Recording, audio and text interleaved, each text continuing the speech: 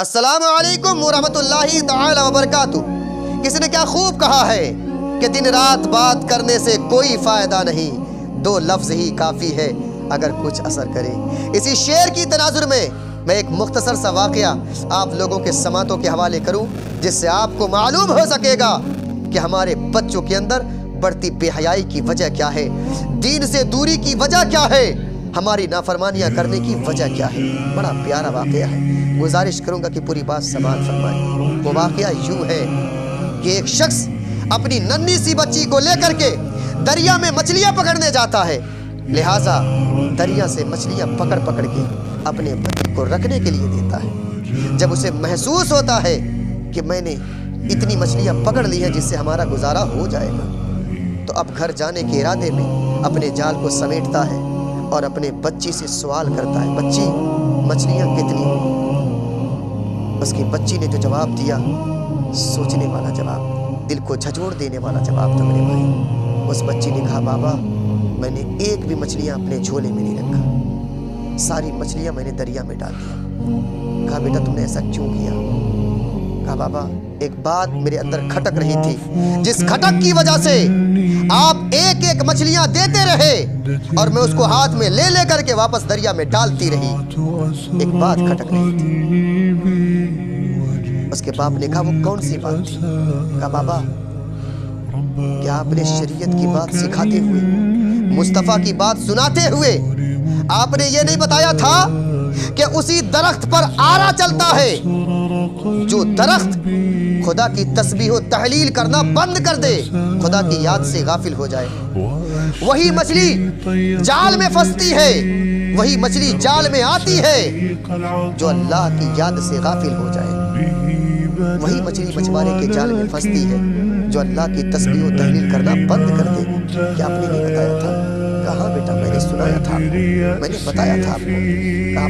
کہا بابا بس یہی بات میرے اندر کھٹک رہی تھی، جب آپ مچھلیاں ہاتھ میں دے رہے تھے میرے تو خیال آ رہا تھا یہ کوئی ایسی مچھلی نہیں ہے، یہ وہ مچھلی ہے جو خدا کی یاد سے غافل ہے، جو خدا کی تسبیح و تحلیل کرنا بند کر رکھی تھی، جس کی وجہ سے یہ جال میں پھنسی۔ بابا یہ خیال مجھے واپس دریا میں ڈالنے پر مجبور کر رہا تھا کہ یہ تو خدا کی یاد سے غافل مچھلی ہے، اگر اسے گھر لے کر کے گئے اور اسے ہم لوگوں نے کھایا تو غافل مچھلیاں کھا کر کے کہیں ہم بھی نہ غافل ہو جائیں، اسی وجہ سے میں دریا میں واپس مچھلیاں ڈال دیا کرتا تھا۔ بابا یہ خیال کہ غافل مچھلیوں کو کھا کر کے ہم بھی نہ غافل ہو جائیں، یہ خیال مجھے بار بار مچھلیوں کو واپس دریا میں ڈالنے پر مجبور کر دے رہا تھا۔ اللہ اکبر کبیرہ۔ ایک ننھی سی بچی ہے جسے اس کے باپ نے شریعت کی ایک چھوٹی سی بات سکھا دے،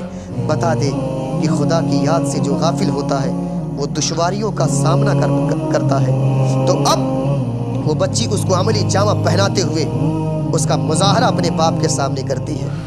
آپ اپنے بچی کو بٹھا کر کسی دن مصطفیٰ کی باتیں سنائے ہیں، شریعت کی باتیں بتائے ہیں؟ اپنے بچوں کو کسی دن خالی وقت نکال کے 1 گھنٹہ اپنے ارادہ کیا ہے کہ آج 1 گھنٹہ بیٹھ کر کے اپنے بچوں کو دینی بات سیکھوں گا، سکھاؤں گا؟ ایسا ارادہ کیا آپ نے؟ نہیں۔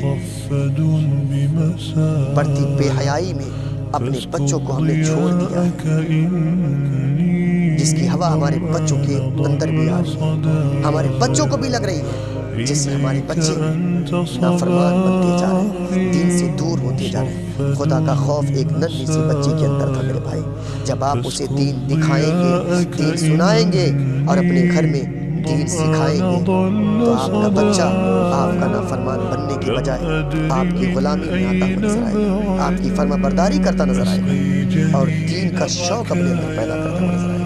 یہی وجہ ہے کہ میلادوں کی محفلیں خالی ہوتی نظر آ رہی ہیں، ناچ گانوں کی محفلیں بھرتی نظر آ رہی ہیں۔ کسی نے کہا تھا دل کے ففولے جل گئے سینے کے آگ سے، اس گھر کو آگ لگ گئی گھر کے چراغ سے، درس قرآن اگر ہم نے نہ بلایا ہوتا، یہ زمانہ نہ زمانے میں دکھایا ہوتا۔ دوستو، بزرگ بھائیو بہنوں، گزارش ہے آپ سے اللہ کے واسطے اپنے گھر میں دینی ماحول پیدا کریں جس سے حضور کی محبت ہمیں اور آپ کو حاصل ہوتی ہے۔ جزاک اللہ خیر۔ السلام علیکم۔